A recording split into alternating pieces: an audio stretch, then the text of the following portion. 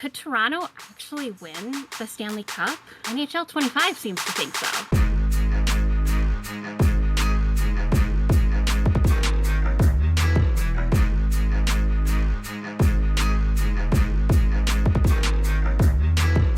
Welcome back, motherfuckers. It's your favorite podcast here, where the ice is cold, the takes are hot, and the penalty box is never empty. To be honest. I'm Danger, your host for this week, ready to escape you through all things hockey from the pros to the world stage. Joining me today are my incredible co-hosts, each bringing their own unique flavor to the rink. Let's start with the introductions. First up, we've got Dee, who's one of the most passionate hockey fans that I know, and is definitely our resident head coach. She is the one that paves the way and keeps us all prepared for us all to do our thing. Without her skills, the show literally could not go on. She does the show sheet every week. I do. But she does also give us amazing insights. And unlike most head coaches would want you to believe, she does give us juicy details and updates sometimes too. So we love that. Next, we have Chris, who is the stats guru and the guy who will always find a way to relate any NHL player to their fantasy league glory days. It's the king, bitch. And lastly is Maul, our resident Canadian and hockey wizard. But don't let their name fool you. He destroys misinformation, not teams. And then He there's talks the most shit out of any of us. That's true. yeah, and literally has his own channel for talking shit in Chris's Discord. You're what? muted. I love that no one can hear a goddamn word you're saying.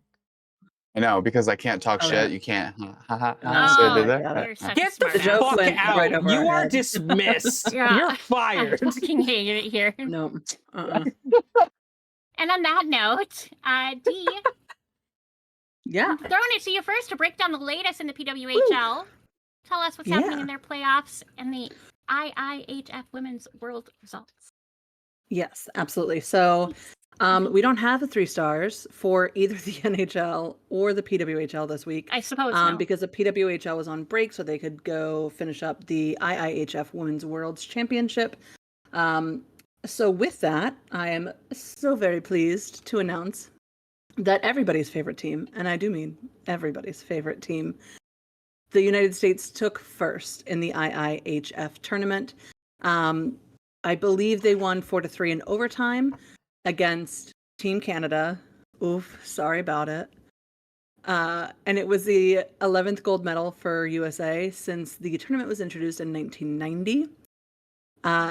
With this, a total of 42 PWHL players earned medals, 16 gold medal winning members for Team USA, 23 silver medalists for Team Canada, and 3 bronze medalists for Team Finland. And with that, that also means that at least 4 medalists were on each of the PWHL teams. So Boston had 4, Minnesota had 8, Montreal had 8, New York had 5, Ottawa had 6, and Toronto had 11. This also means that possibly for the first time, we could see someone win the IIHF Women's World Championship and the Walter Cup Championship in the same season. And I don't mean like this could be, like that is what that means, because there's a player on literally, I think there's a USA player on literally every team. Yeah. So someone could have won the gold and then will win the Walter Cup, awesome. which is insane. Yeah. From that tournament, it should surprise 0.0% of people that Marie-Philip Poulin was named the tournament MVP for the second time. Again, surprising absolutely no one. Also, that Hillary Knight captured a record-setting 10th Women's World gold medal and leads 3 of the tournament's all-time offensive categories for points, goals, and assists as well. Again, surprising 0.0% of people. Right. So with that, now that we are done with IIHF, we are now moving back into the PWHL, and they're getting ready for playoffs. There are, I believe, just 2 scheduled games left, 2 to 3 scheduled games left for the PWHL before they start their playoff season. There's a couple of scenarios that we have going on that we want to watch out for. So Toronto can clinch and be the second team to officially get into the PWHL playoffs if Toronto earns a single point against Boston on Saturday, or Ottawa loses to Montreal on Saturday, or Ottawa beats Montreal in a shootout on Saturday, or Minnesota loses to New York on Sunday. In addition to securing a playoff berth, the Scepters can clinch a top 2 seed this weekend if Toronto wins in regulation over Boston and Ottawa is held to 2 or fewer points against Montreal, or Toronto wins in overtime/shootout against Boston and Ottawa loses to Montreal. Montreal can clinch a top 2 spot with at least 1 point against Ottawa. And then the New York Sirens are facing elimination, and they could become the first team to officially be eliminated from playoff contention on Saturday if Boston beats Toronto in regulation and Ottawa beats Montreal in regulation. The Sirens will have the opportunity to stay alive on Sunday under the following scenarios. If both Boston and Ottawa earn overtime shootout wins, and then New York must beat Minnesota in regulation, or if both Boston and Ottawa lose their games in overtime/shootout, then New York must earn at least an overtime/shootout win against Minnesota, or if Boston or Ottawa earns a win of any kind while the other loses in regulation, then New York must earn at least an overtime/shootout win against Minnesota. Or lastly, if Boston and Ottawa lose their games in regulation, New York must earn at least a single point in overtime/shootout and a loss against Minnesota. So once a team is eliminated from playoff contention, any standing points earned by that team in games is classified as draft order points. And per the league's rules, this ensures competitive play through any remaining games. So we are excited to see that.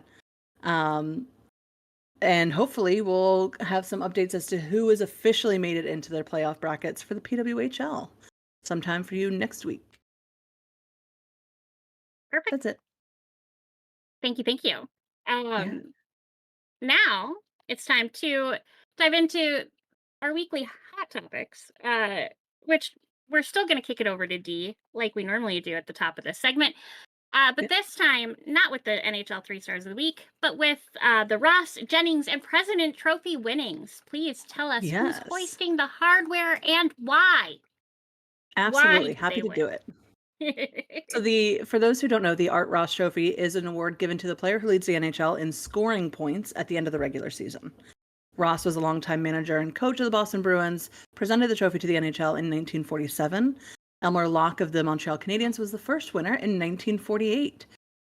For you stats nerds, so Chris, Wayne Gretzky won the trophy 10 times, including 7 in a row from 1990-81 season through the 1986-87 season while he was with Edmonton.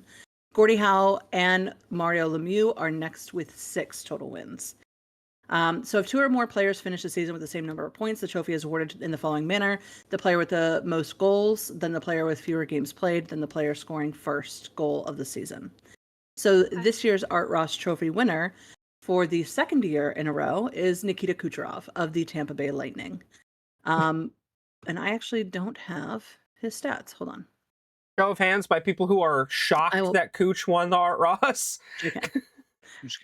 He played 78 games. He scored 37 goals. He had 84 assists for a total of 121 points, and he is also currently at a plus 22. So that is why that's why he got the Art Ross. Makes sense. Checks out. Now we'll move into the William M. Jennings Trophy Award. So this is the annual award given to goalies having played a minimum of 25 games for the team with the fewest goals scored against during the regular season. Unlike the Vezina, which is awarded based off of who they think is cool, this one is actually... just kidding. This is the Vezina is voted on. This one is just points based, so this is all stats based. From 1946 to 81, the Vezina Trophy was awarded on the current merits, the Jennings merits, the 25 with the fewest scored against.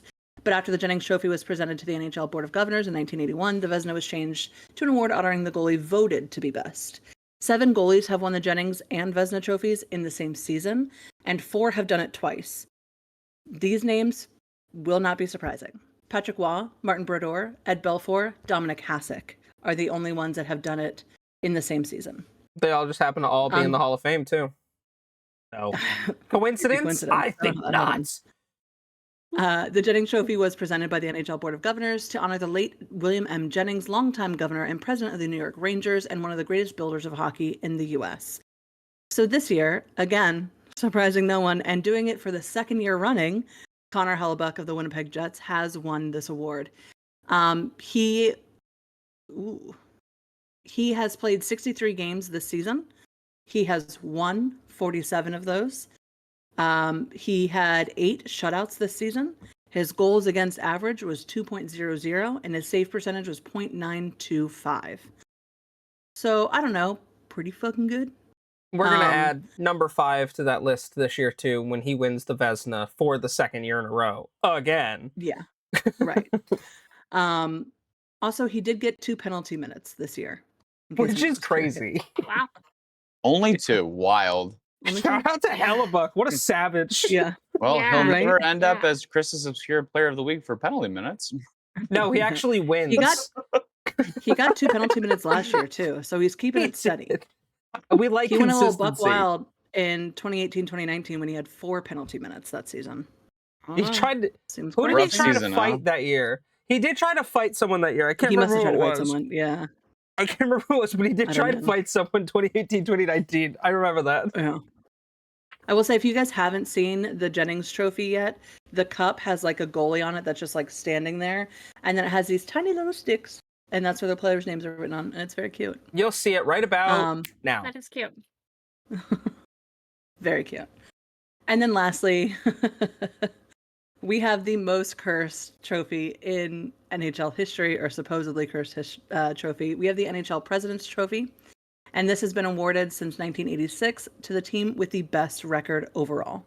The President's Trophy was presented, obviously, by the Board of Governors. The Detroit Red Wings of the original 6, or having 6, not of the original 6, sorry, having 6, are the only team to win the trophy more than 4 times. Very interesting. Wow.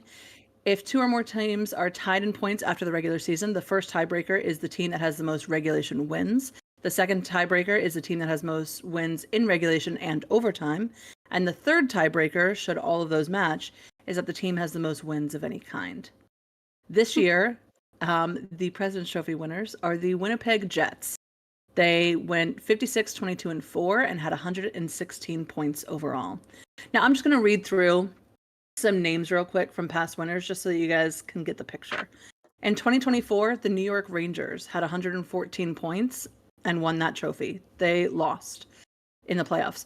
In 2023, the Boston Bruins had 135 points. They also lost. In 2022, the Florida Panthers, the Florida Panthers had 122 points, lost. In 2021, the Colorado Avalanche had 82 points, which is a very low scoring one. COVID season. Also lost. Oh, that's right. In 2020, the Boston Bruins had 100 points. Do you know what they did? Season. They lost. In 2019, the Tampa Bay Lightning. This is my favorite 128 points. Because they got swept in the first round in 2019. They lost. In 2018, the Nashville Predators won it with 117 points. You know what they did? Fucking lost. In the first round. In 2017, the Washington Capitals won it with 118 points. Lost. In 2016, Washington Capitals won it with 120 points. Lost. There is a long... I could keep going if you wanted Actually, me to. not for much longer. That's true. That is true. We have had one come out recently. The last time, which is my favorite stat, of the President's Trophy, knowing that the last team to win the President's Trophy and the Stanley Cup was the Chicago Blackhawks in 2013. And they did it with only 77 points on the season. Yeah. Which is crazy. Yeah. 2013 was a wild fucking year. It was. Yeah. They had 36 wins, 7 losses, 5 overtime losses on the season. Won the President's Trophy with 77 points. That was a partial lockout season, if I remember correctly. It was. Yeah. So who knows? Maybe somebody else would have won were it not for all of that. It's funny to think that the last team to win the President's Trophy and the Stanley Cup has a very good shot to get its second #1 overall pick in the last 3 years. Yeah. Very true. Funny how times change. So those are who has won what so far. Most other trophies are based off of points or based off of votes. So things like the King Clancy Trophy, a bunch of the other ones, the Vezina, those are all going to be decided in June, I think, is when those deadlines come up. So you won't hear another from us. Yeah. For you guys, do we think based on the talent alone that the Winnipeg Jets are capable of breaking that streak? I'm not going to say talent, but I am going to say grind. I think what we've seen is Yeah. that sometimes they lack in talent, but what they have in chutzpah makes up for it. I like that.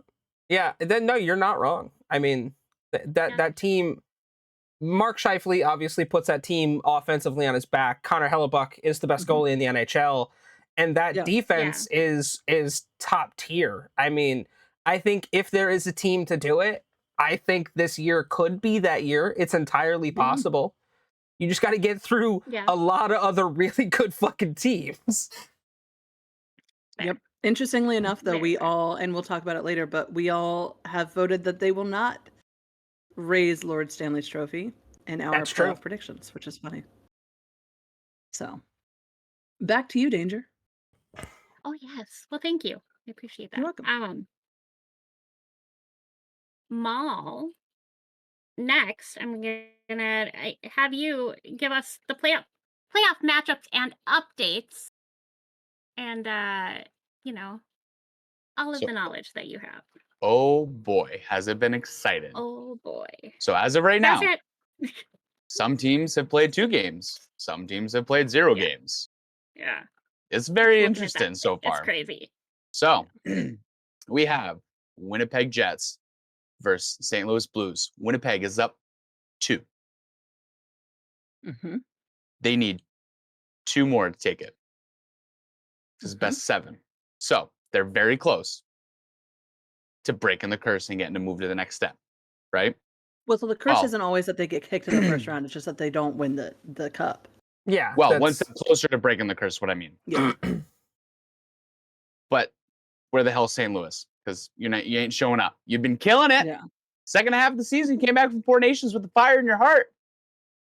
Winnipeg pissed all over that. It's gone. Done. Then we have Dallas versus Colorado. Tied 1-1. That's anyone's game right now. It's been fantastic to watch them. We have Vegas versus Minnesota. Vegas is up 1. We have the LA Kings versus the Oilers. LA's up 1. And now over to the East Coast, we have Toronto versus Ottawa. Toronto is up 1. We have the Tampa Bay Lightning versus Florida Panthers. They haven't played a game yet. They're the only ones that haven't played a game yet. First game's tonight, Yeah. I believe. I would say at time of recording, they haven't even looked at each other yet. It'd be very interesting. Then we have the Washington Capitals versus the Montreal Canadiens. To no one's surprise, the Capitals are up.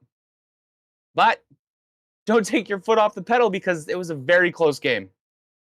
They need to not just give up. Keep fighting. Yeah. And last but not least, we have Carolina Hurricanes versus the New Jersey Devils, and Carolina is currently up 1. This has been really cool to watch so far. There's a lot of Canadian Yeah. teams in it. I'm super excited. What do you guys think of how the games that have been played have gone? And are you surprised with the results? I'm not overly surprised with the results, personally. I haven't watched much. Like, I've watched some highlights stuff, but even then, it's hard to really get a gauge for how everybody's playing yet. Well- But I do hope, this upcoming weekend further, I can watch more. So, Yeah, have I mean- a good feeling. It's been interesting. I mean, so 3 out of 4 of us have our teams in the Stanley Cup playoffs.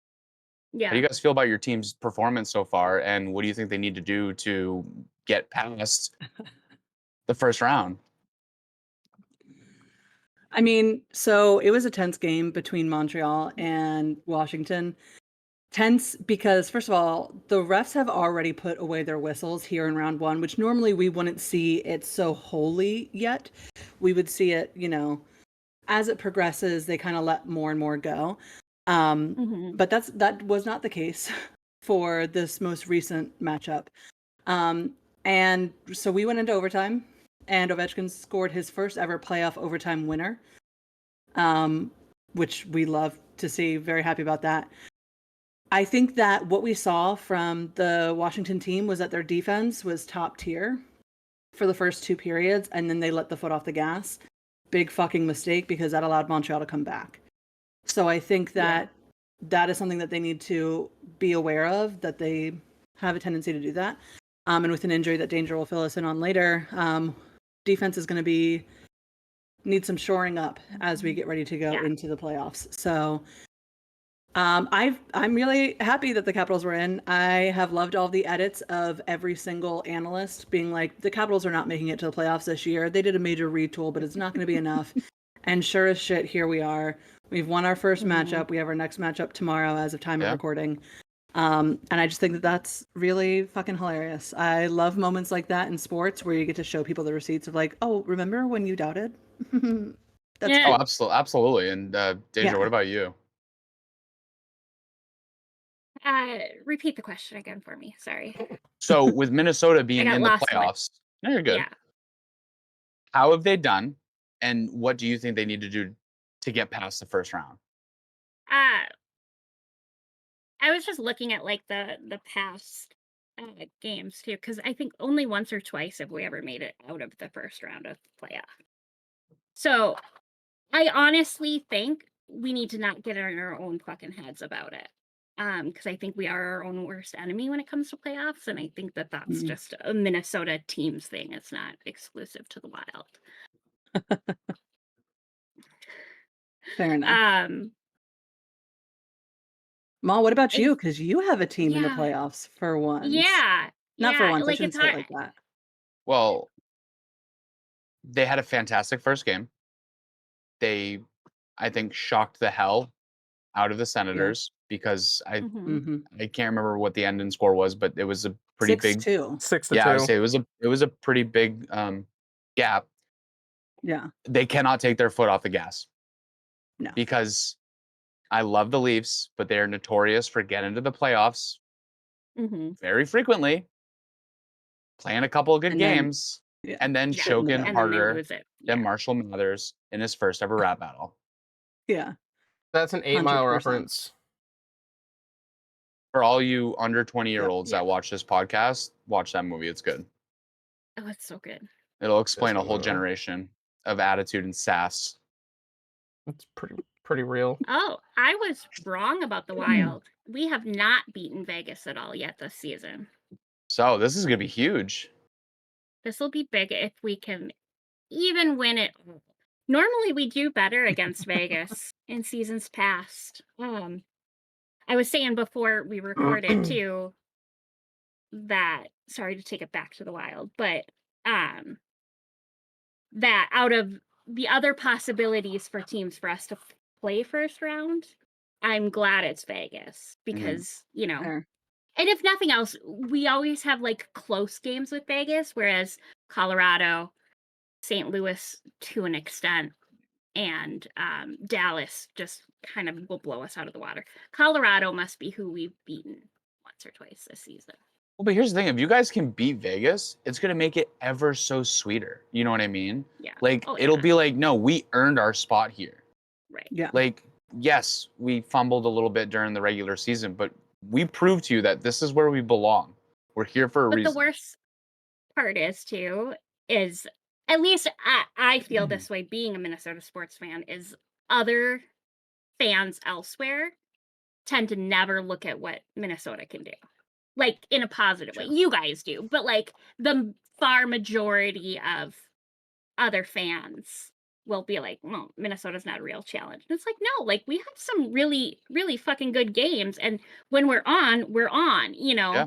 And, of course, every team has that. But and, I mean, look at some of the take us players for that you guys have had come out of there that other teams have been able to successfully use as well. Brandon Duhaime, currently playing for the Washington Capitals, doing amazing.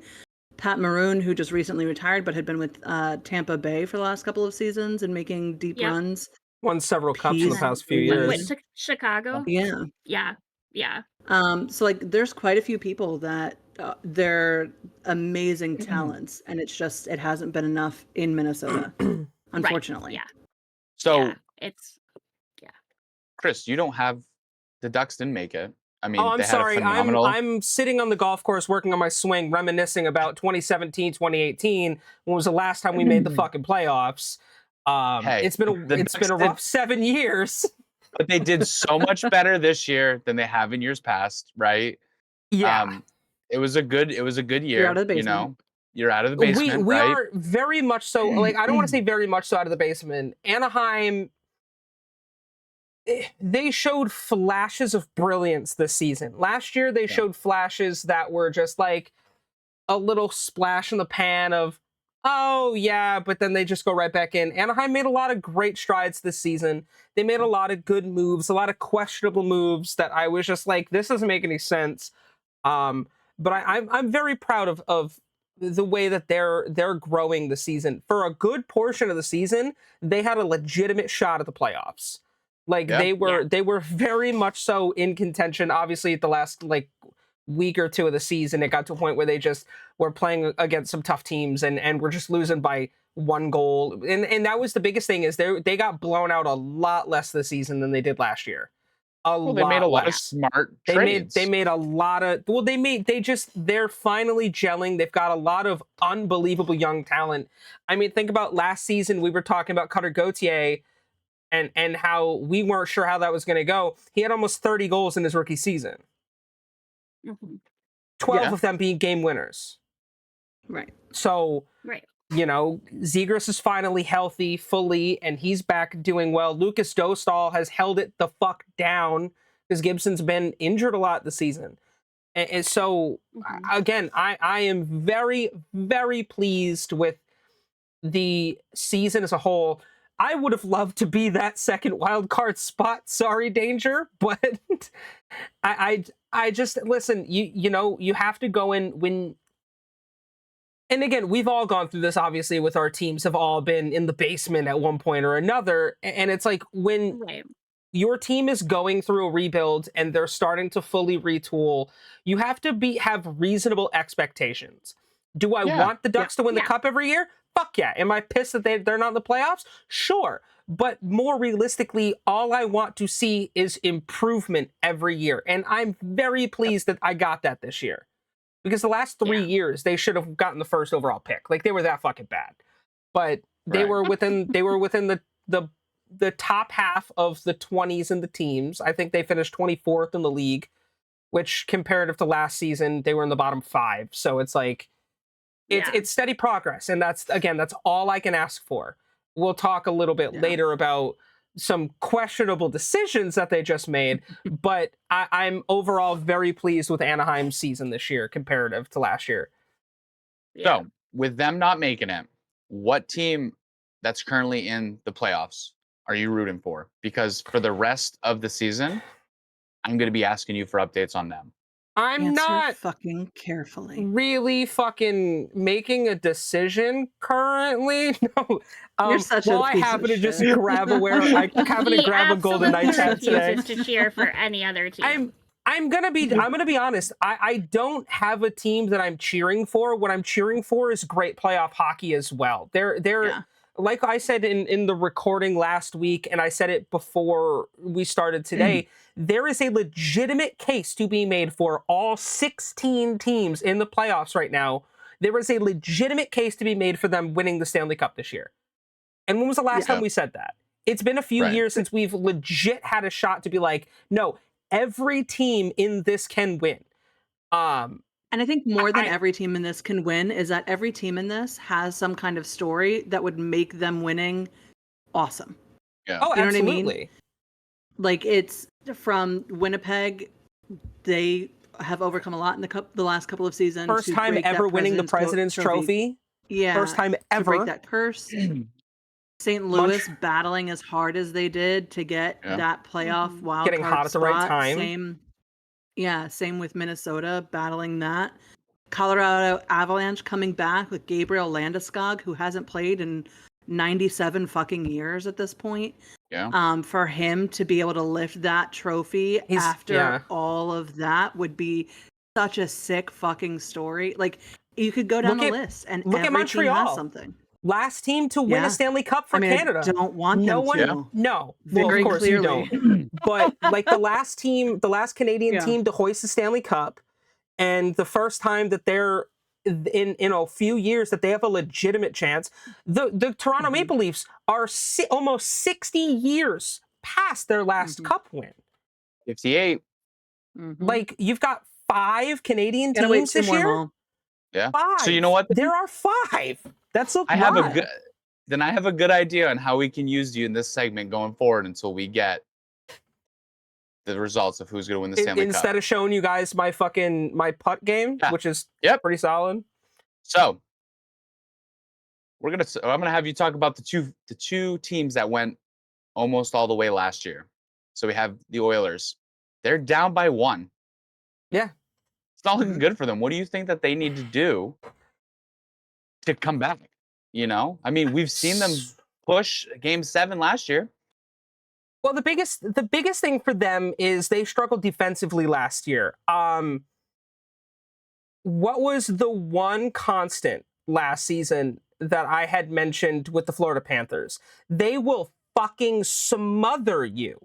They will smother you on the Mhm. offensive boards. They will smother you in the defensive zones. They will smother you in the neutral zone. They will force turnovers. They will make your life a living hell. And they had a very hard time with that. They struggled a little bit offensively, but towards like the middle half of the Stanley Cup Finals, they were fine. Like they had gotten it figured out. Everyone was kosher. Everyone was where they needed to be. And I think just consistency in net. Stuart Skinner, while he's had great seasons in the past, he has fucking struggled this year. He has a goals against average of just over 3, and in the playoffs, you need your goaltenders to step up. Now, you're going up against a very young and very hot team that finally has a number 1 goalie, which again, as we look at Ottawa, goaltending is so big. Darcy Kemper has gone off this fucking year with the LA Kings. Right. Like LA looks hot. Yeah. And we'll get into picks like in a bit, but like if there's a team that could be a massive disruptor, don't sleep on LA. So if I'm the coach of the Edmonton Oilers, and if I'm McDavid, Draisaitl, the whole crew, I have to look at last year and be like, guys, we cannot repeat what happened last year. We cannot go back to that sort of resting on our laurels type of play. You have to be physical. You have to continue to pressure. You have to be really good on forecheck, and you have to do what fucked you guys over last year. Mhm. And then so with Florida, how do they keep the magic alive and keep it going? Start throwing a fuck ton of rats on the ice. No, I mean, Panthers do have Marchand now, so Yeah. He's been doing good since he's got back on the ice. You know, you do what you did last year. You rely on players like Sam Reinhart, Sam Bennett. Obviously, Matthew Tkachuk is injured. I don't know what the deal is, if he's actually going to play right now. But you have to rely on what got you to the dance last year. You have to rely on what worked last year. And again, you're going up against a team who we all kind of doubted. But I mean, Tampa Bay only got better this year. You add players like Jake Gensel to that roster that's already full of fucking monsters on offense. You have to survive that onslaught. And then if you survive that, well, guess what? You have to either play the Senators, who are right now the best that they've been in a long time, or the offensive juggernaut that is the Toronto Maple Leafs. Like, and then you have to survive that and hope you might be able to get through, like, the Eastern Conference has this weird thing where everyone in that side is killers, and you have to get through some great teams. So I think if there is a team that could repeat, they have the skills, but you got to get past the first round. Well, so and looking at the bracket, I was thinking about this while we were having this conversation. the Eastern Conference, the Eastern side of the bracket has such a huge advantage over the Western side. There's almost zero travel time between these teams. Yeah. Like, think about it. Toronto, Ottawa, you're in the same province. Lightning, Panthers, you're in the same state. Washington Canadians, there's a little bit of travel, but it's not horrible, you know. They're the only one that's kind of a little bit out there. But, you know, Carolina, New Jersey, you guys are so close to each other. They're going to be well rested, so we're going to get some really good games out of that side. I fucking hope so. You know? So, but yeah, that's what we'll do with you since you guys are out playing golf for the rest of the season. Is we'll have you give feedback on the Panthers and the Oilers, or you know, one Or Vegas, because that's who you want. Yeah, weirdo. Listen, I just Anyway. happened to throw a hat They on do have today, the coolest so opening ceremony performance thing though, so you got to give them credit for that. Vegas knows how to put on a show. They do. I do want to go out and see a Vegas game, like at their stadium, Yeah, because they throw a party like nobody's fucking business. and it's wild. So good for them. when they won the cup, we got some cool insight from my best friend Brandy, who works at T-Mobile Arena. So if they do end up somehow winning this year again, there's a good chance we can get some also super cool videos of what it's like inside T-Mobile, you know. So I mean they have just as good a chance as anyone to win the thing. They're good this year. I will say everything that I've looked up still says Matthew Tkachuk is a game time decision, but he is no longer on the injury list. Well, that's good. He's been dealing with that groin injury But- since Four Nations. So Since Yeah. February. yeah. But yeah, so he's not, but nothing's come out yet saying that he's playing tonight. Also, the Yeah, Wild right. game doesn't start till 10 p.m. Yeah. Yeah, because it's in Vegas. They're in Welcome to Vegas, Chris's yeah. life. Yeah, that's this. I live Hey, this shit, Chris y'all. chose to be a Ducks fan. I mean, I I did. Only I feels did. so bad for it.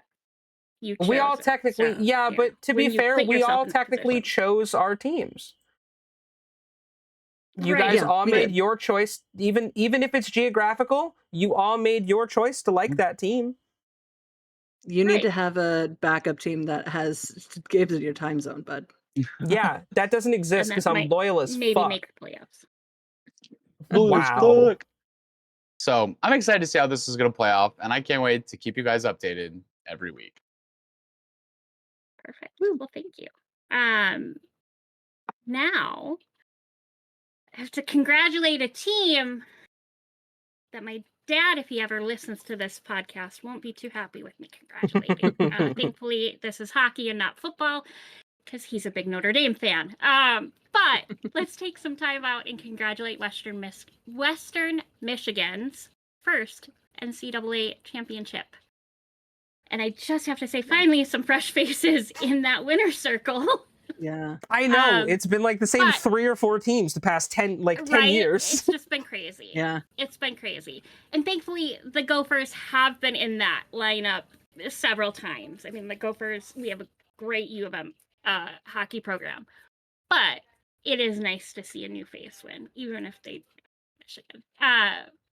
But, I mean, honestly, this has been one of the most thrilling Frozen Four storylines in recent history. They have claimed their first ever NCAA men's hockey championship after 50 seasons as a Division I program. The Broncos finally skated to glory and brought home the trophy, making history for not just their team, but for the university as a whole. Picture this, all right? Saturday night in St. Louis, final showdown between Western Michigan and Boston University. The Broncos definitely, which is just weird to me because I say the Broncos and I just think of college. Denver.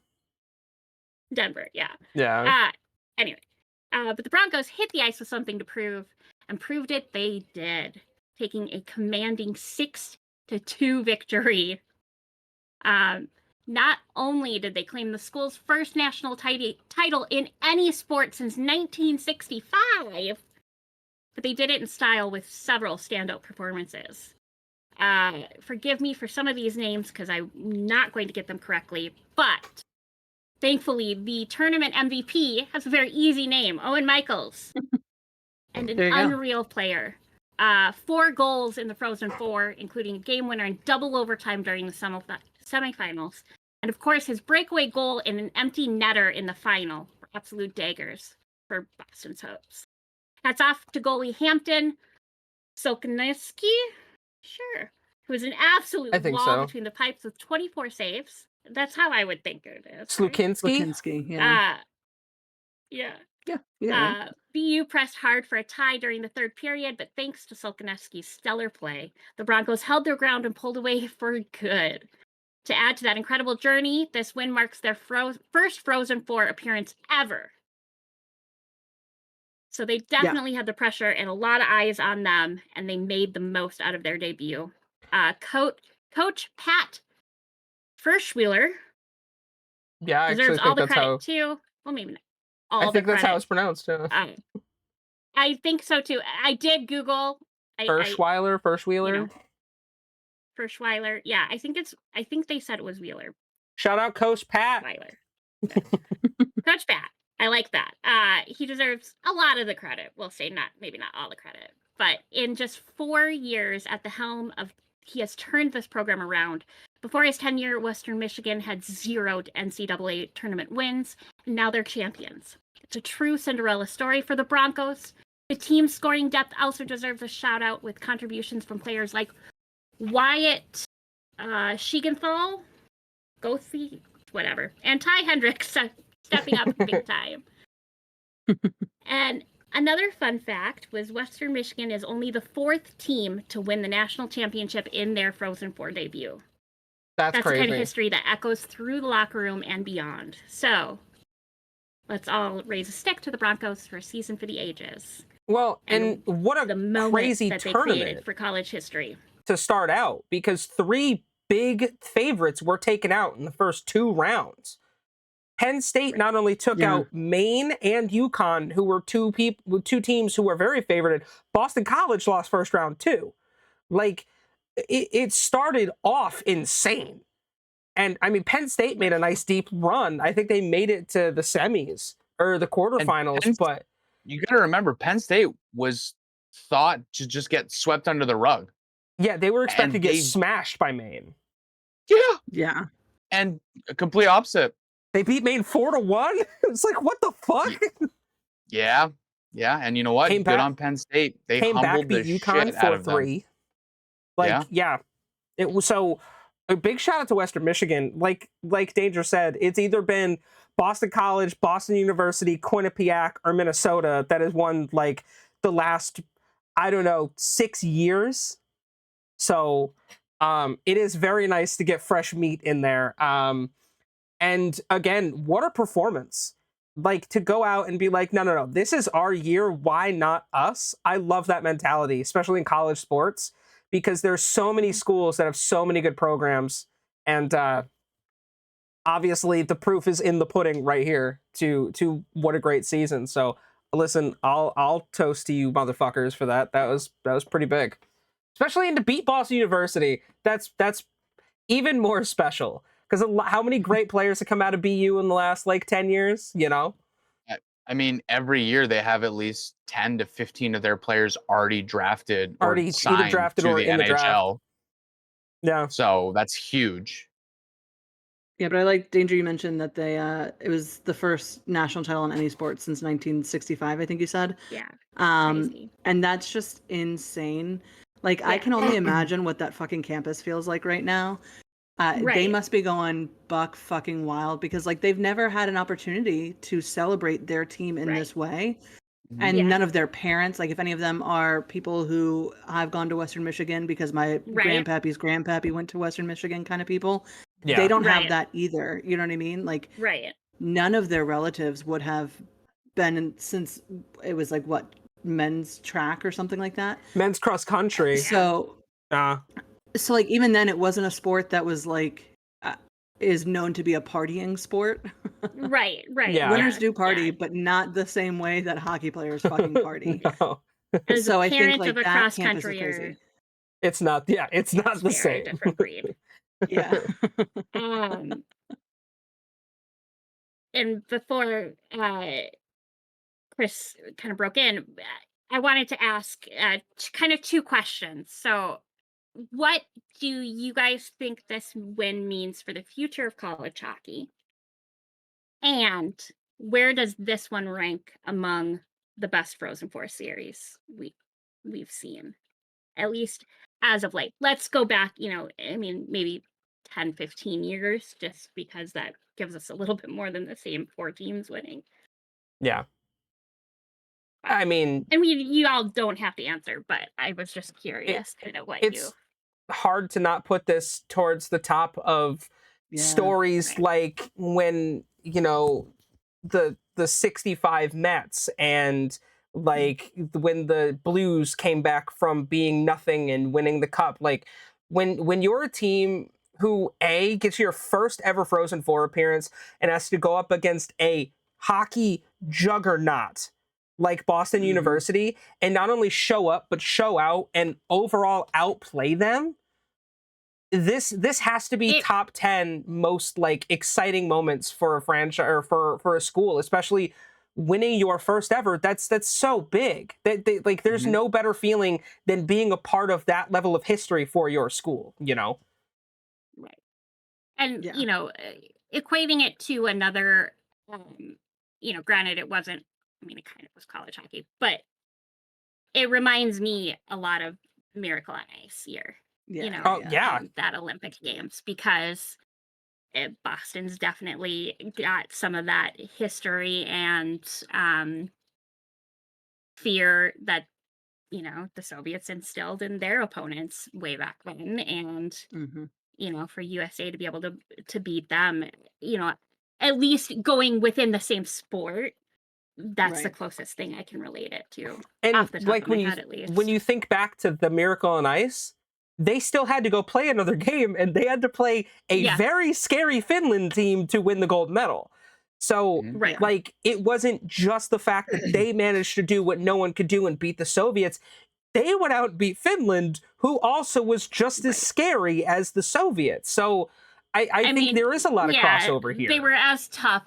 I think there was a lot of outside of hockey things that Yeah. made the Soviets very scary. Oh yeah, Um, like on ice, I think their there's scoring. that argument to be made too. Yeah. But no, they definitely. I mean, they had two very strong opponents that they had to face. So Oh yeah, and I mean, if you would have told me that Western Michigan was going to win it at the beginning of the season, I would have laughed in your face because Right. I mean that's like Winnipeg doing as well so far as they've done this year. I mean, who would have really thought, outside of those of us that follow and kind of had seen the uptick in Winnipeg the last few years? I don't think that the average NHL casual fan would have ever we've been like foreseen fucking that. Jets, really. Or foreseen what five or six Canadian teams making the playoffs. Like 5, yeah. that's Mhm. just absurd. Yeah. Like, I would say this is Um, huge for their program because, like, I've watched Maine compete in the Eastern Conference Hockey Conference the last 2 seasons, right? Yeah. And get into their conference and then get into win the conference and then go into Frozen Four and win them. I watched Maine this year win the Eastern Conference for the first time in 21 years. Mhm. And I was there celebrating with them while the whole state was in Massachusetts helping and cheering them on. And I know how Right. proud Maine was of them, right? I don't want to talk about And that game. dude, it was so They so beat good. they beat So UConn. But being there last year, right? When they made it to the Eastern Conference for the first time in 20 years to lose it in the first round and seeing how much that helped the program grow.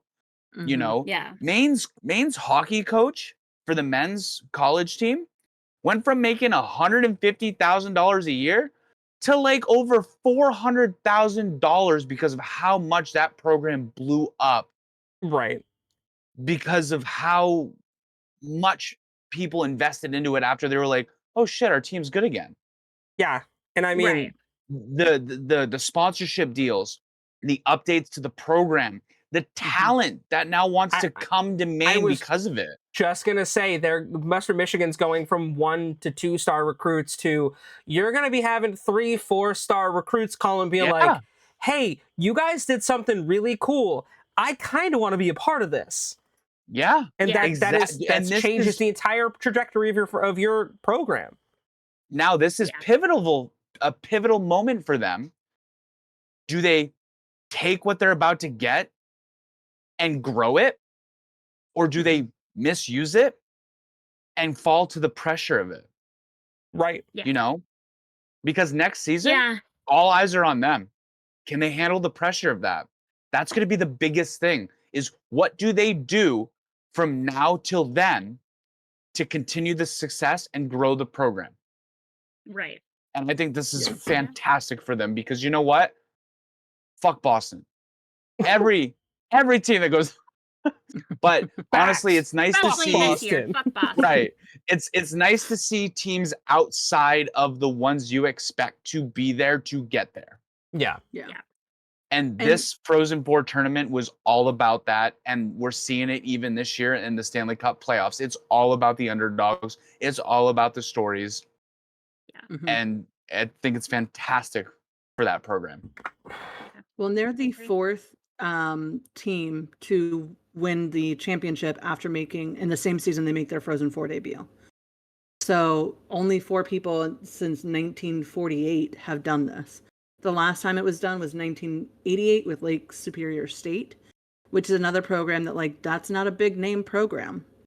No. So I think that this means, A, like Mal was saying, that we're going to get more funding into Michigan, Western Michigan. But B, I think we're going to see other smaller colleges really now start to battle, because there is a story in recent memory of a team who went from a program that couldn't break that ceiling into absolutely shattering it 6-2, Right. which is an insane blowout against Boston in the final. And not only so that, I think that it's inspiration. like, remember, next year changes the NCAA rules, because CHL players will be NCAA eligible. So you have another entire influx of recruits that are already NHL prepped to go play college hockey. You've probably got like 4 or 5 that just saw this and be like, you guys just beat Boston University? Hold on. No, these guys are interesting. I'm curious to see how I can be here. And that changes And Michigan everything. isn't that far from Canada, so it's really not. Well, and here's the thing that we say all the time on this show. Go support your local teams. From middle school all the way up to professional, because guess what? The people who compete in the NCAA Frozen Four tournament, they're either already drafted or they get picked up right after the tournament's done. Win or lose, they get picked up. Northeastern University, they lost to Maine in round 1 of the Eastern Cup, or the Eastern tournament. They had 3 people get picked up like that, and they didn't even make the tournament. So you have an opportunity to go see NHL superstars at dirt cheap ticket prices. Because I think my ticket price to go see the Eastern Conference, $40 a ticket. Yeah, I know. And I was almost on the glass for $40. Yeah, you in get Boston to be Garden. that kid who has a picture with Sidney Crosby before he was Sidney Crosby. Right. You know what I mean?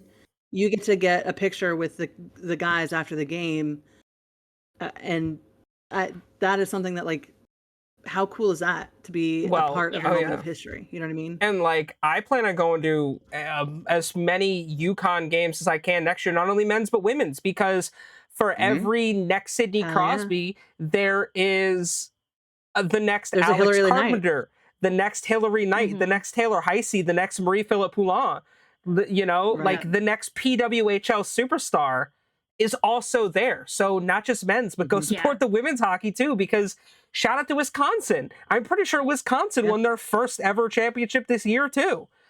So yeah, support college hockey, because like Dee said, you could get your picture with the next person that could be the all-time goals leader, or a 3-time champion, or a 17-time all-star.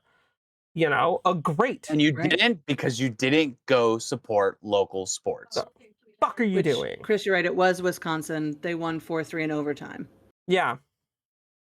against Ohio State. I would say they beat Ohio State. Yeah. Yeah.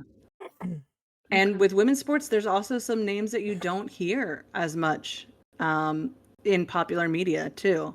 So it might be a school that's near you that has a badass women's hockey team. Yep. For every UConn basketball game I've been 100%. to, I could have easily made that trip over to go see a fucking UConn hockey game, you know? Right. Yeah. Well, thank you guys. Chris, wrapping up the hot topics for the week. We have had quite the coaching carousel. Can you let us know who's in, who's out, and maybe give us an opinion on who should start packing up their office now? Because I don't think we're done with firings this year. Correct. There are a few that haven't been announced, but there are a few that I have brought up. One of them I actually have an opinion on, which I'll save that one for last. But Peter Laviolette is out, which I don't think anyone expected. Bye-bye. I'm sorry, everyone expected that. Never mind, I'm lying to you. Also, not surprising that the Seattle Kraken have fired Dan Bilesma. On the New York Islanders side, GM and team president Lou Lamoriello will not return. There is also question on whether or not Patrick Waugh will return as head coach next season. The Vancouver Canucks have come out and said that they are not exercising Rick Tockett's extension for next season. Mike Sullivan of the Pittsburgh Penguins is still up in the air whether or not he stays. And the one that obviously is important to me is the Anaheim Ducks fired Greg Cronin after 2 seasons. I had voiced to you guys I didn't like this because of the improvements in the gains that they made over the season comparative to last year. I thought this was a bad move because now you're bringing somebody new in after the team has already started to make that upward drive. And 2 seasons isn't enough considering they gave Dallas Aikens fucking 4 seasons and they finish in the basement every year. But Greg Cronin gets 2, you know. Can I just interject real quick to say that this is Spencer Carberry's 2nd year? And look at where we are. Yeah. So I think that maybe for as much as I think it's a disservice to Greg Cronin to only give him 2 years. I think 2 years is enough time to do something. That's fair. And again, like they have made some gains and they were in the playoff hunt for a little bit. But yeah.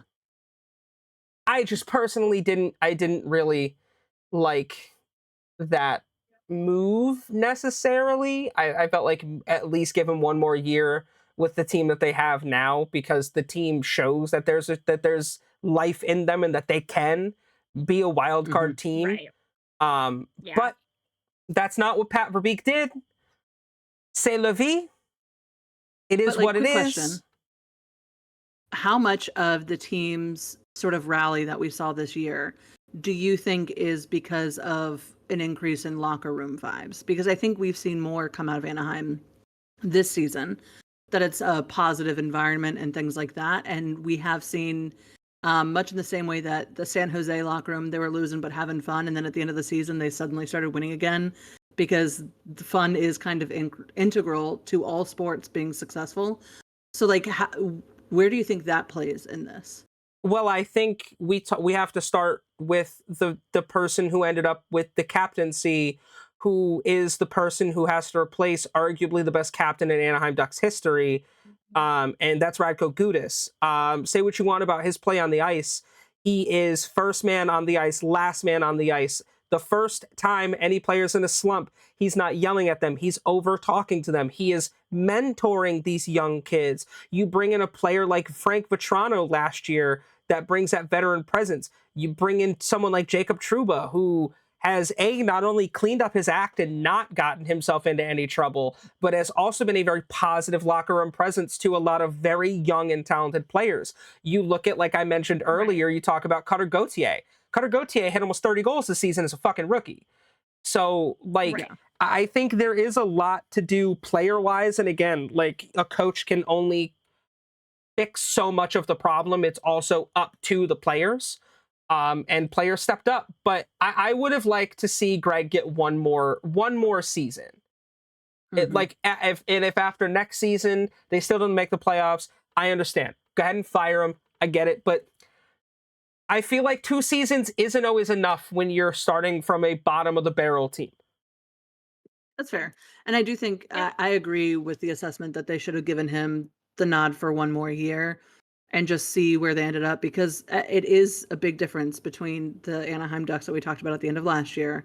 Well, in our 3 seasons, right? If we look back at the 3 seasons of this podcast, Anaheim should have gotten Connor Bedard as their draft pick. Should have gotten Connor Bedard, should have gotten Macklin Celebrini. Like, so there's some things there that went wrong. But I think that they have climbed out. This year was the biggest improvement for them by far. And it wasn't just an end of season effort. I think we saw sparks throughout, and that it just didn't ignite until midway through. Played solidly all season. They played very solid. Yeah. I think it makes sense for the Rangers. I think it makes sense for the Kraken. I think it makes sense for Vancouver. Like with Vancouver and New York, both of those teams were playoff teams last year. So were the Islanders. Not only did both of those teams not make the playoffs, but both teams fucking collapsed to the point where the GM of Vancouver said, "We don't know if the team's going to have Brock Besser next year, like your best player." Like there's so much up in the air. Dan Bilesma, I don't think it's fair to fire him after the first season. Seattle has a lot of problems that aren't necessarily his fault. That's a GM issue. And I feel like if you want your team to succeed, maybe don't give away your best player in the fucking offseason. Hey, real quick, does Mikhail Sergachev play in Seattle anymore? No, he plays in Utah. So, like... Yeah. You know, a lot of these moves make sense, especially with, I think the Penguins should probably fire Mike Sullivan. Yes, he brought that team Stanley Cups, but Kyle Dubas has, and you have 3 players who aren't going to be playing much longer and that deserve one more shot at a cup. 3 future Hall of Famers that deserve another shot at the cup. Look at the Capitals. So, you know, I could see a lot of these moves. I feel like someone like Mike Smith or Mike Sullivan could look really good with the Rangers.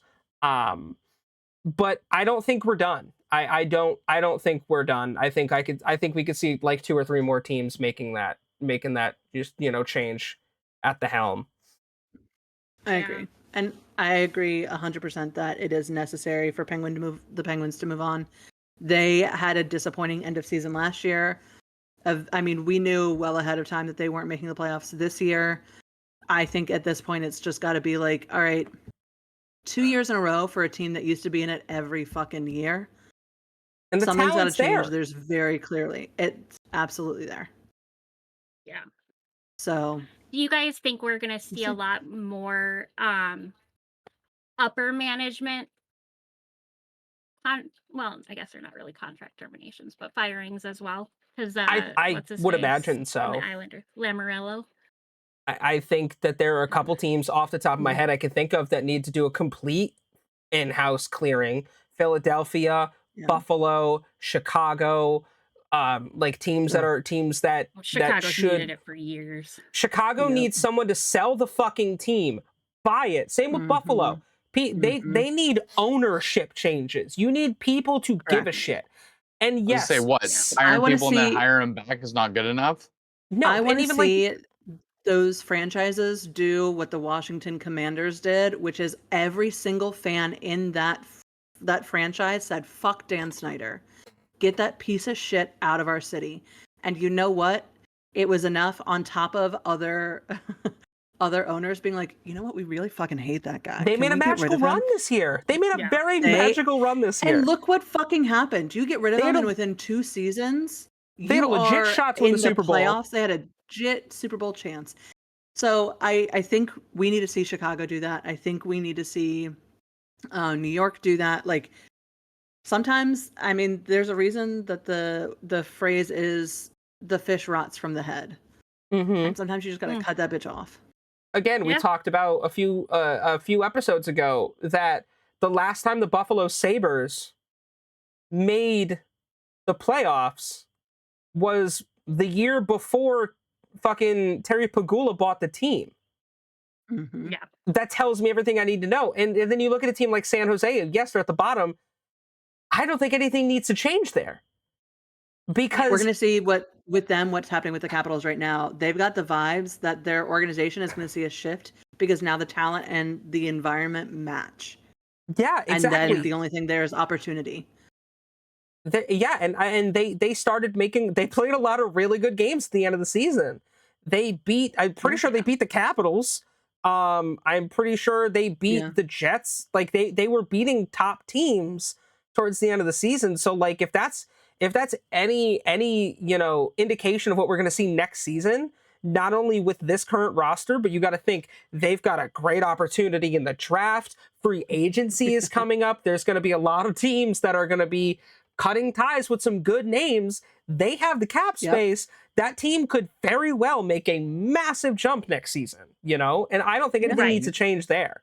But there are teams that I look at, it's like, you guys have been down there for a while and you're not showing me that you're making any strives to try to change this.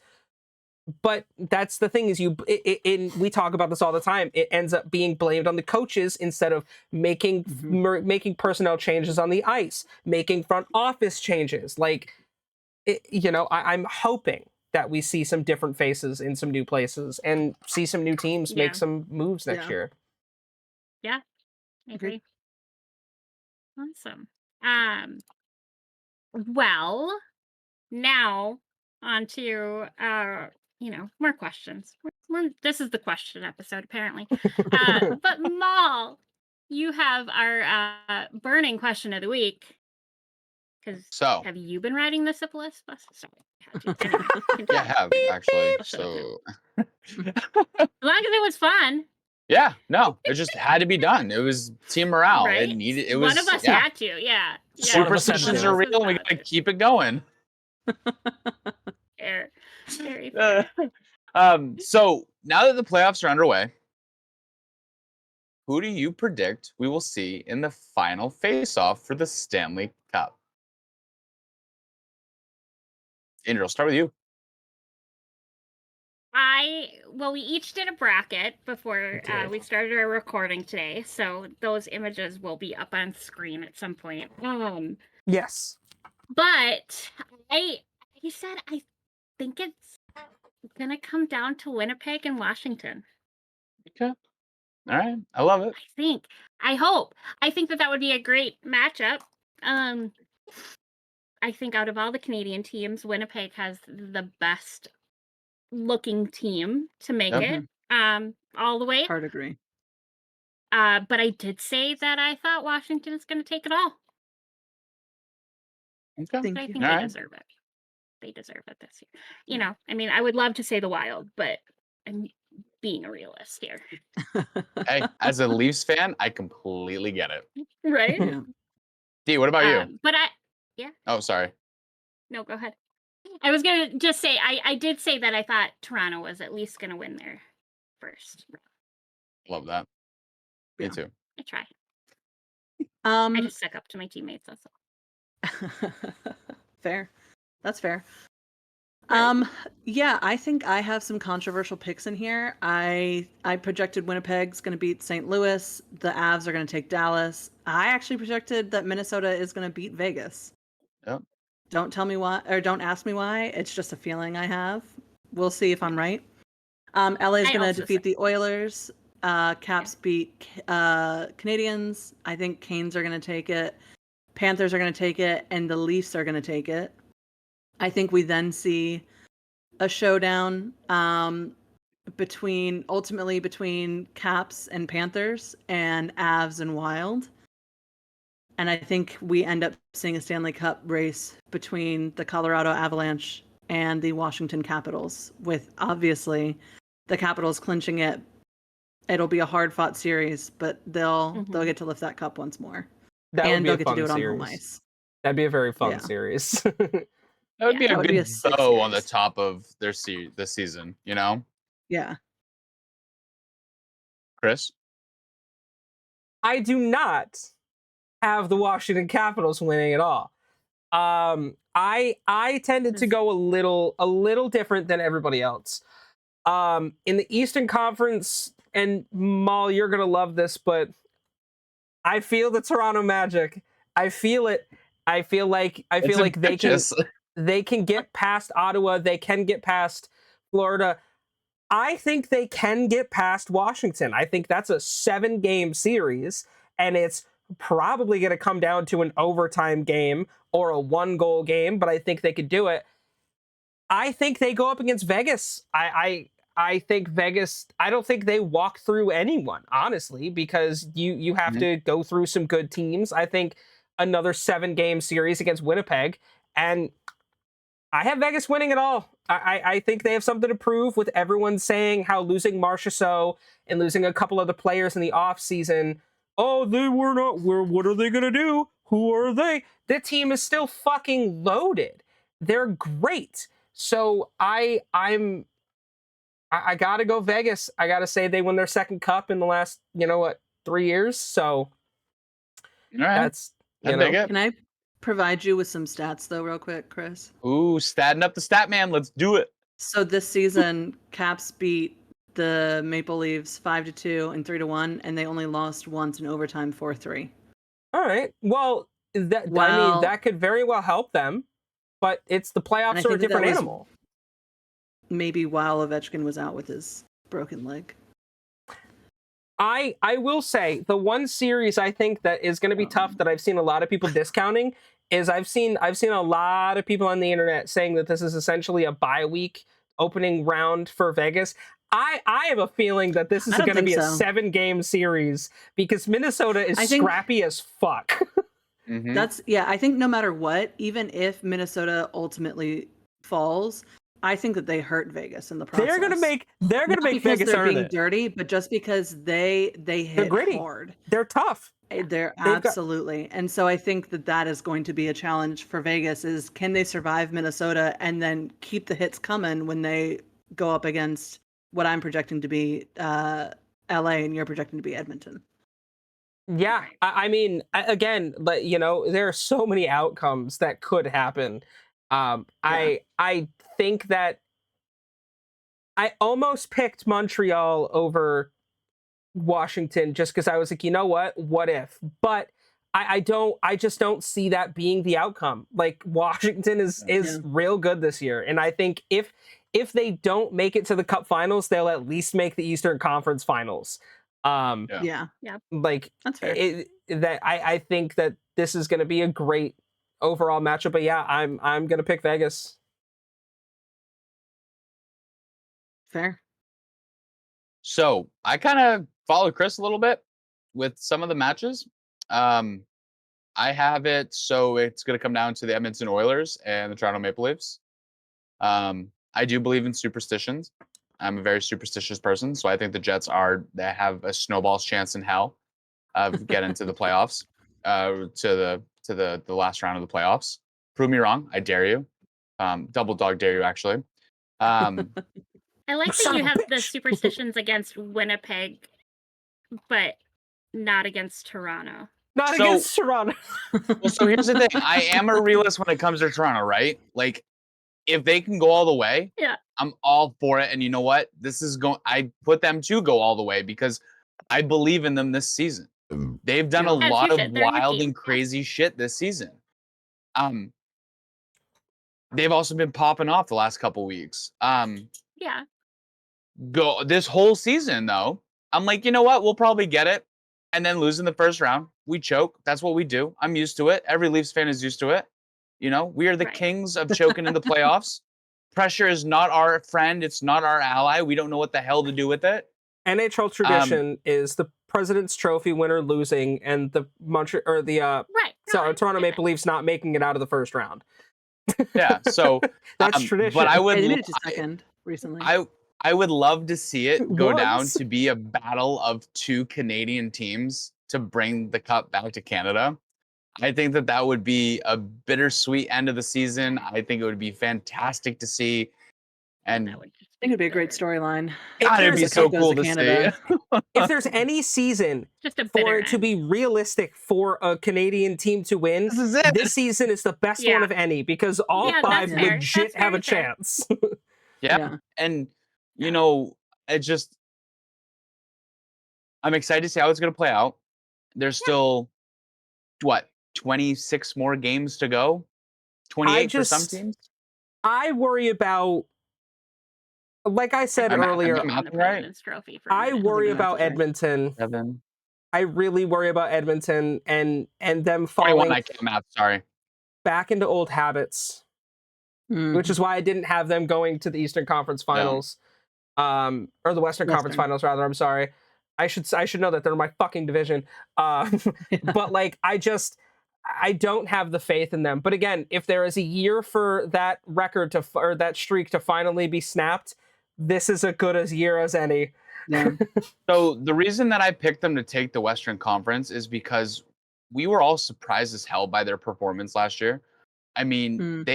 they did fantastic. They made it to the final round, and then against all odds, they pushed Game 7 in the Stanley Cup final When they should have Yeah. lost in 4 and or almost 5 won. rather. Like, Yeah. they didn't sit down and be like, you know what?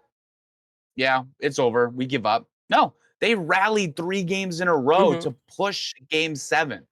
Yeah. They have that spirit, and we've seen it. So I think that is their biggest ally this year. Is they know what it's like to fight to the top. But I think the difference is this Fair enough. year is you're going up against there are Powerhouses, multiple yeah. juggernauts in the Eastern Conference. It's not going to be like, I don't think it's going to be where you're just kind of slowing down midway through. You've got fucking killers in the Eastern Conference this year. Like if they have to face Washington in the finals, Caps aren't going to let them win 3 games in a row. Like they're not going to like pull back a little bit. They're going to be in your fucking face. Same with Mhm. Toronto.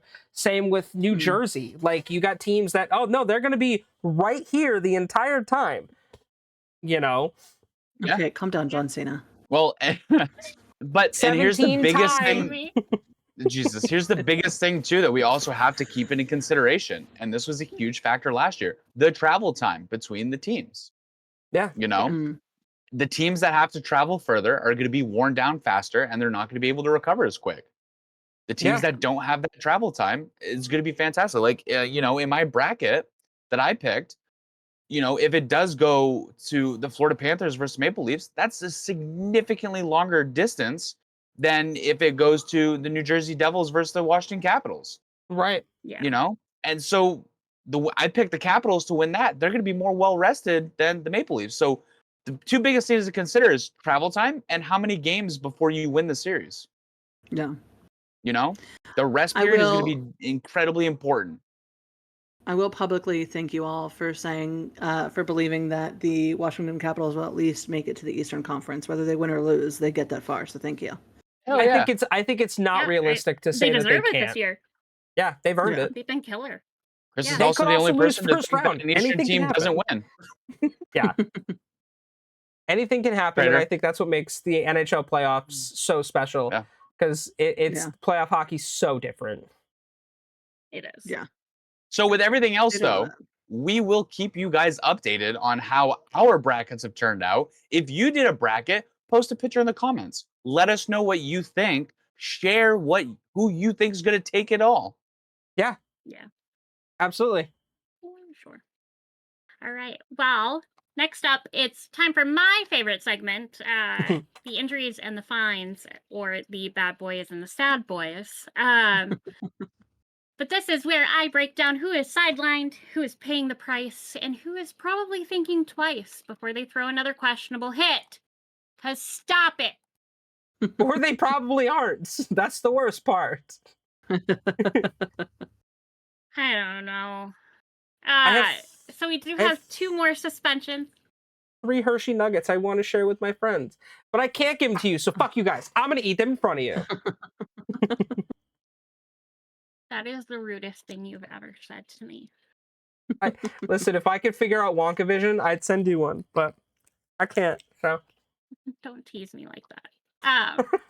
So we do have 2 more suspensions. Both came out of over a week ago now, but they weren't on the list last week when we recorded, so we didn't talk about it. But we have suspended for 1 game Mr. Darnell Nurse of the Edmonton Oilers for cross-checking Quinton Byfield. He got suspended for 1 game and forfeits $48,177.08. I, even as a full-time massage therapist, did not make that in a year. Please, just one game salary would help me. Help me. Anyway, I haven't made that in like 2 years to combine. And then right? We also have Jesse Pujajaharvi. I don't think that's right, but that's what I'm going with. There's a lot of letters in that last name, but he is from the Florida Panthers. He got suspended for 2 postseason games for an illegal check to the head of Mitchell Chaffee. Chaffee? Chaffee? James? Anyway. James?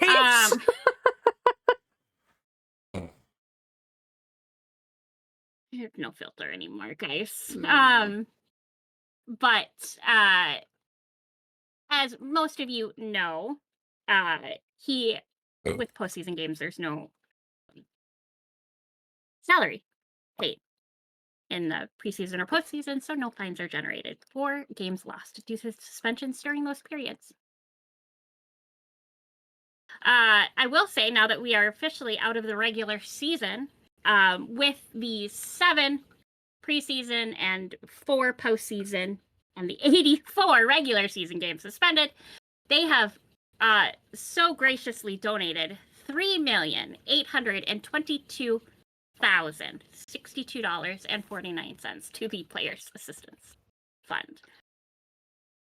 Ooh, that's so much fucking money. You guys, but at least it goes to a great cause. Can I make a pitch to Gary Bettman that he needs to round up to the nearest whole number? So Yes, it shouldn't be 49 cents. At the end of the season, he should just donate whatever it is to make it an even number. If my bank can round up for I get asked all the time at Taco Bell to round up for charity. Cancer charity and shit. He can give up one of his dollar signs to put in 51 cents to the pot. Here's the real question that I don't think anyone's asking. Do you think NHL players get paid bi-weekly, weekly? Do you think that's a direct deposit situation? Do you think they actually have it's got to be direct deposit. If it's a paycheck, that's do they actually have a good question though. Do they have a W-2 during tax season? I would say because of how much they get paid, they're probably monthly. So they probably get paid monthly. Probably. Because that's not uncommon when you get to that tier of yeah, that's fair. Income. Yeah, I mean, you work in banking, so you literally probably have the best idea out of any of us. Work? But that's a really good question, actually. I guess I've never thought of it. So I do have the answer. Lexi LaFleur, who was married to JT Brown, who played for a bunch of places, and he now is an analyst for the Seattle Kraken. She says that they are paid bi-weekly by direct deposit, but only from the first game of the season to the last game of the season. Obviously, we know that they don't get paid during playoffs, but they do get a small bonus, small being relative, depending on how far into the season they go. She says they also, as we all know, are taxed in every city they play in, and they get a per diem on the road. So every road game, they get paid in cash for them to go out and buy snacks and whatever, which sometimes the players use and sometimes they do not. So shout out to Lexi LaFleur. Very interesting. Now we know. Yes, shout out Lexi LaFleur. Now you know. Yep. I appreciate her taking the time. Insight. Yeah. moving on now to our Hurdy boys. Again, like we mentioned last week too, we're not going to talk about the teams whose season is done. Because why? Guess Yep. what? Anybody currently injured on those teams is expected to be out until at least September 15th. There, Yep. done. Anyway, for Carolina, we have nobody new. Congratulations. For Colorado, we have Ross Colton with a lower body injury. He is listed as day-to-day. For Dallas, and this continues to be a big loss for them, Jason Robertson with that knee injury is now expected to be out until at least May 3rd. However, Miro Heiskanen is traveling with the Stars for games 3 and 4 in Colorado. That is going to be helpful. He has been on the shelf for 34 games. Where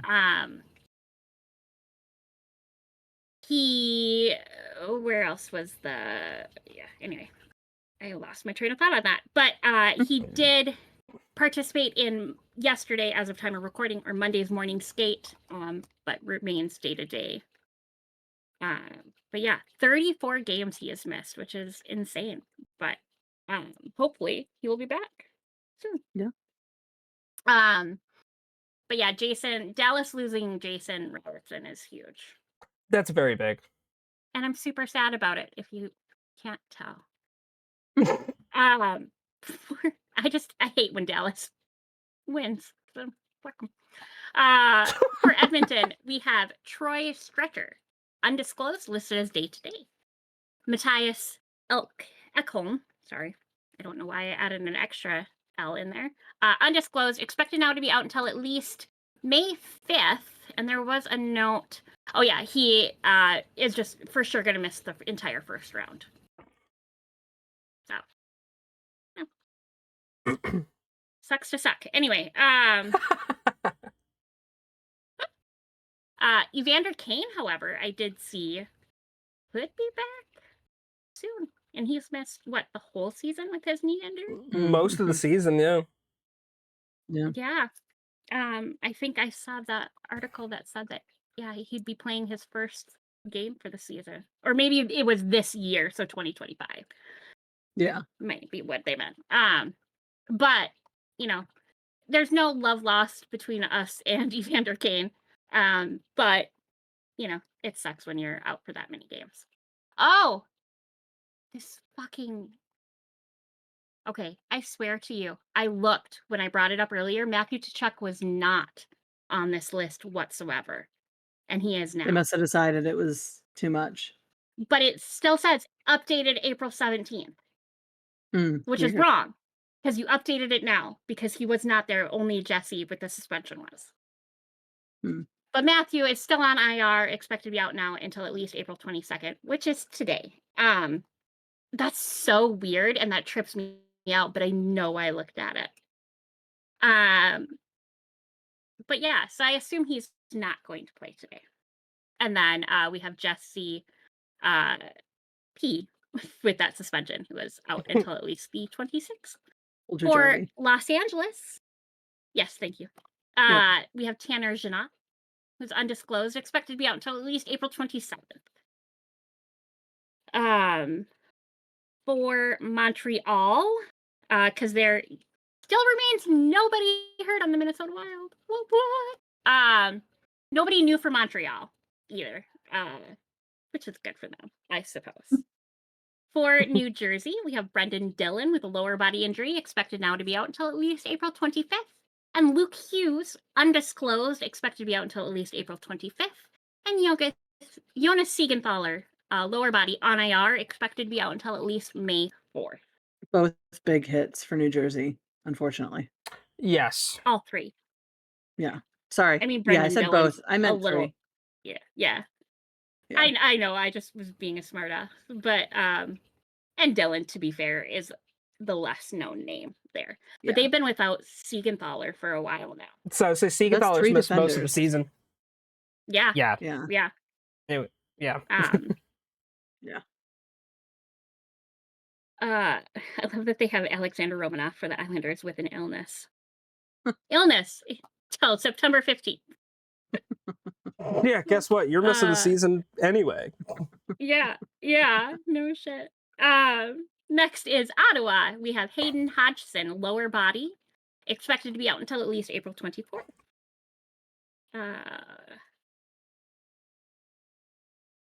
Some of these teams just have so many people that are, still hurt. Mm-hmm. It's funny to me. For St. Louis, we have Dylan Holloway, lower body, expected to be out until at least April 27th, and then still Torrey Krug, who's been hurt for a while. For Tampa Bay, we have Oliver Bjorkstrand, lower body, expected to be out until at least May 6th. Luke Glendenning, upper body, listed as day-to-day. And Mitchell Chaffee, whatever. He has a head injury listed as day-to-day. Again, that was the unfortunate recipient to the illegal check to the head. Stop doing it. For Toronto, we still have Max Pacioretty, who is undisclosed on IR, expected to be out until at least April 24th. And Yanni Hakanpää, with his knee injury on IR, expected to be out until at least May 3rd. For who's next? Toronto. Nope, we talked about them already. So Vegas. We have Robin Leonard, who's been out since January. I didn't mean to say his name because I didn't look at the date yet. For Washington, we have Martin Ferrari. Thank you. With a knee injury, expected to be out until at least September 15th. That hurts. That was the meniscus. Yeah. Oh, yeah, you told us about that. Yeah. Oh, that would suck. Alexi Protas, with a foot injury, listed as day-to-day. Sonny Milano, upper body, on IR. Expected to be out until at least September 15th. That was updated last Thursday. So yeah. He faced some setbacks in his recovery. He was supposed to come back in April. They thought he could make in March even. And yeah, he faced some severe setbacks as he was training to get back with the team, unfortunately. That's so rough. Yeah. And lastly, for Winnipeg, we have Gabriel Velarde, upper body, listed as day-to-day, and Nikolai, I forget how we say his name. Ehlers, with his foot injury, expected to be out until at least May 4th. So, there was, what did I see about the others? Hold on.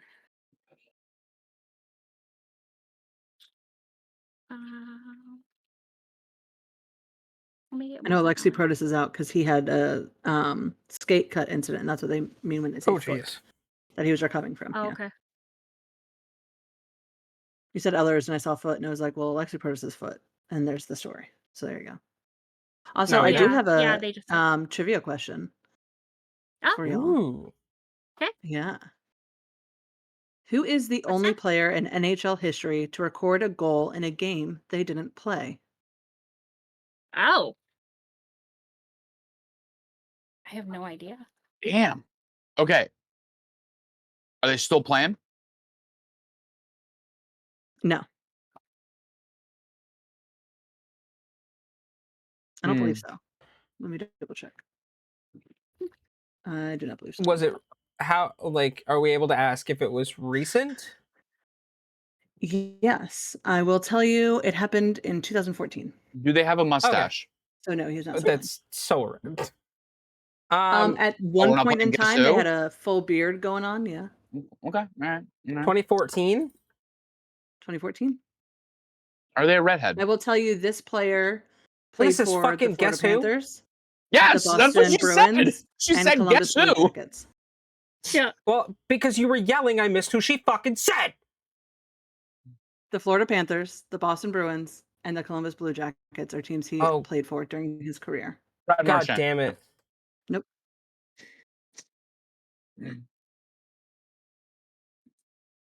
It's like Chris knows. Oh, actually, I'll update that in a second.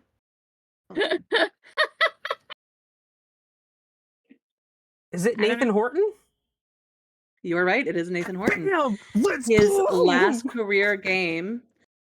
Wow, nerd. He recorded a goal. He had a back injury, and so he never officially retired. But the surgery required to fix his back did end his career, regardless. Took a nasty hit. Horton scored the lone goal before Rich Peverley of the Dallas Stars collapsed and had to be taken off of ice. So the game was suspended at that time. When the game was made up, the Blue Jackets started with a 1-0 lead, but Horton didn't play because at that point he was already on his couch recovering. Yeah. So the goal was recorded on April 9th, despite the fact that the game happened several days earlier. So Nathan Horton. What Yeah, a right, Chris? crazy Let's circumstance go. to get that. You know what I mean? I know. Yeah. And it was. I do have another player, and this is just interesting circumstances because I had to Google it to try to figure it out because I was curious and I had no fucking clue. Meanwhile, I'm But staring Billy into space. Smith of the New York Islanders is the only NHL goaltender to have scored a goal in a game that he did not play in. That's crazy. This occurred There you when Rob Ramage of the Rockies, tells you how long ago it was, accidentally put the puck into Smith's empty net. Oh, And by NHL no. rule, the goal was then credited to Smith. That Which sucks. is weird.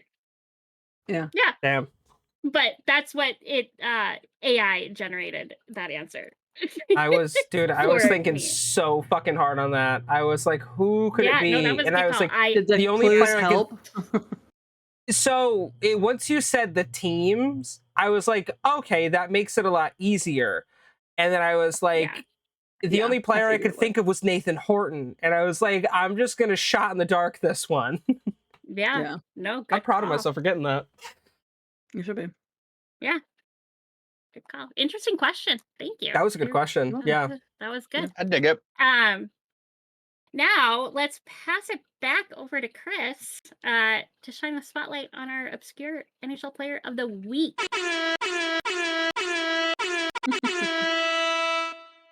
Okay. Is that enough? You Please don't don't. tempt me. I'll do it again.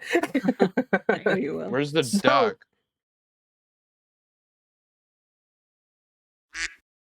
Okay, now we can start. Sorry. So our obscure NHL player of the week is a good guy because we share the same first name. Chris Lipuma. He was born in 1971, Chicago, Illinois. This lefty defenseman was undrafted in the 92 NHL draft. He played 72 games in the NHL.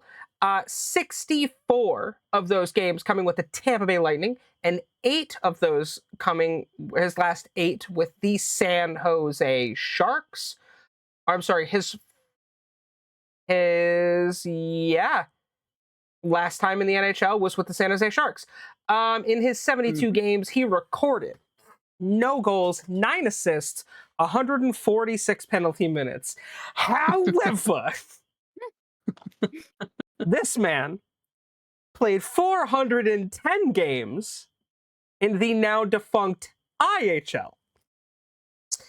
20 goals, 80 assists, 1,617 penalty minutes. Was he banned for life? How do you get 1,000 and only 470 some games? But wait, there's more. Because he had 27 playoff appearances in the IHL.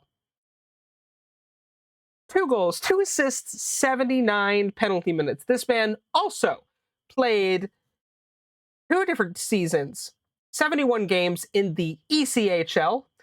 He had 3 goals, 31 assists, 228 penalty minutes. All of those coming in one fucking season where he played 70 games. This man was an absolute Oh my God. menace. A But as a terror. youth player, he won the 1984 Quebec International Pee Wee Hockey Tournament with the Chicago Young Americans minor hockey team, which is a cool stat. Other than that, there is nothing else on him.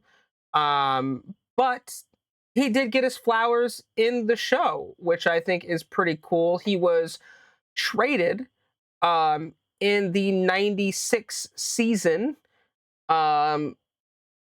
to the San Jose Sharks from the Tampa Bay Lightning.